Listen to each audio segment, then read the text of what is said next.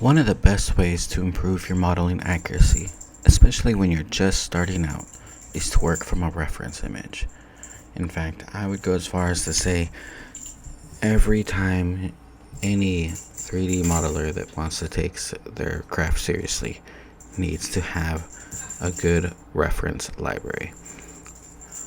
Architects, they use blueprints. Artists use sketches.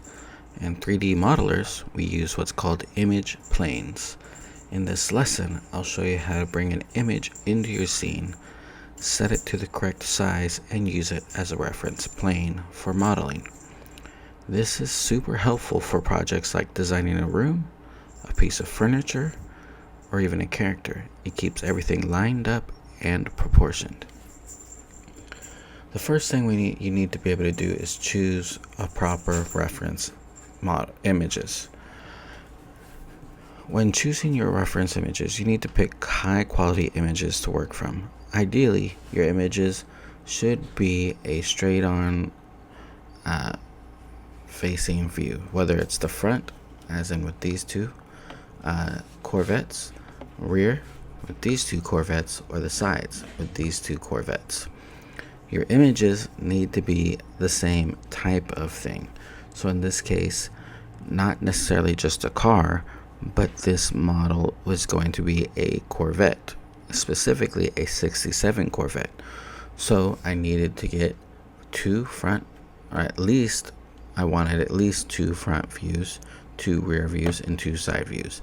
I didn't necessarily want them to be the same body style, but because I wanted to see the different variations they had in the Corvettes at that time.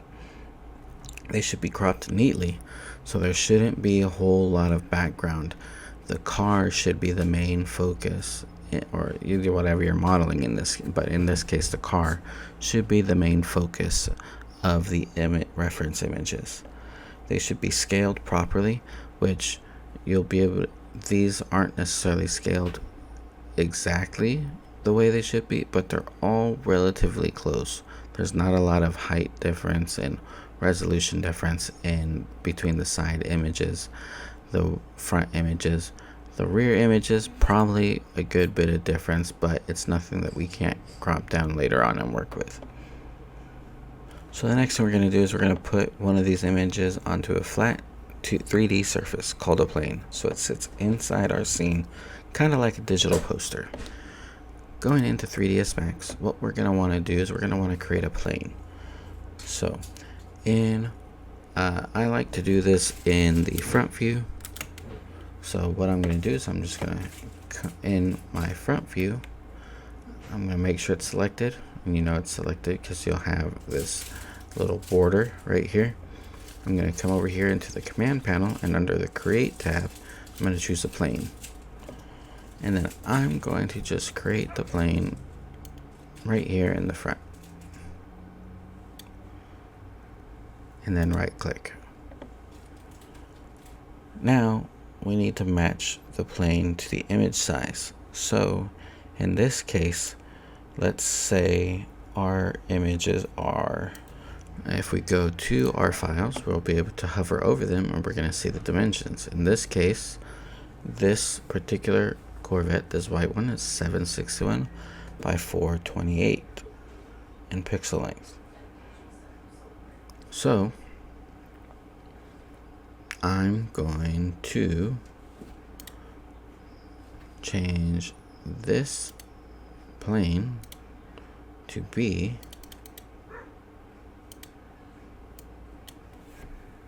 428, and then the width will be 761.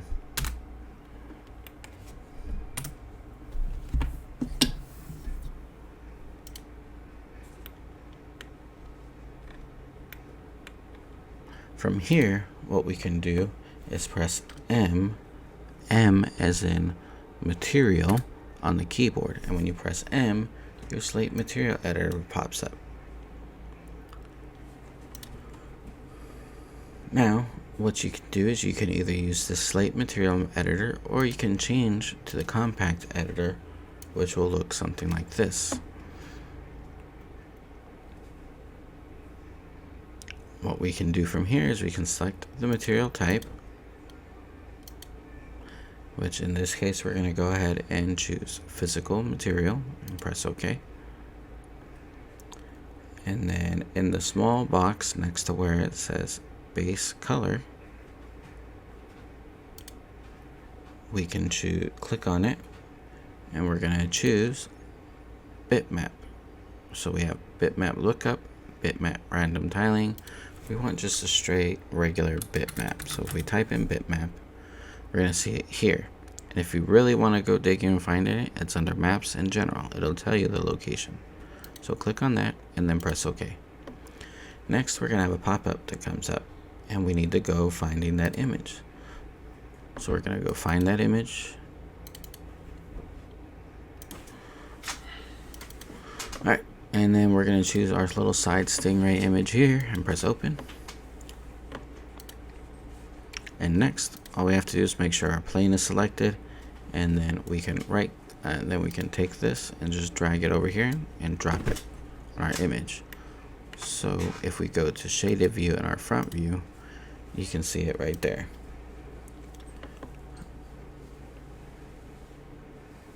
Now what we can do is configure our viewport settings if you think it's a little blurry.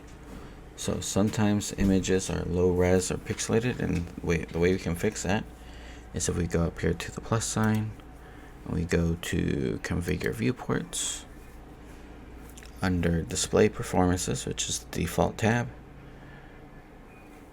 where it says texture maps, we can increase that to say 2048, and then press apply, and then press OK, and it'll clean it up a little bit so it's not as blurry.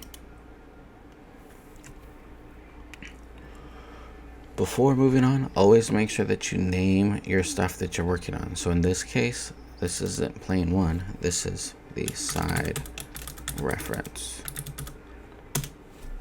And you can name it here in your modifier or over here in your scene hierarchy. Using a reference image is like giving yourself a cheat sheet. It helps you model faster with better proportions and fewer mistakes.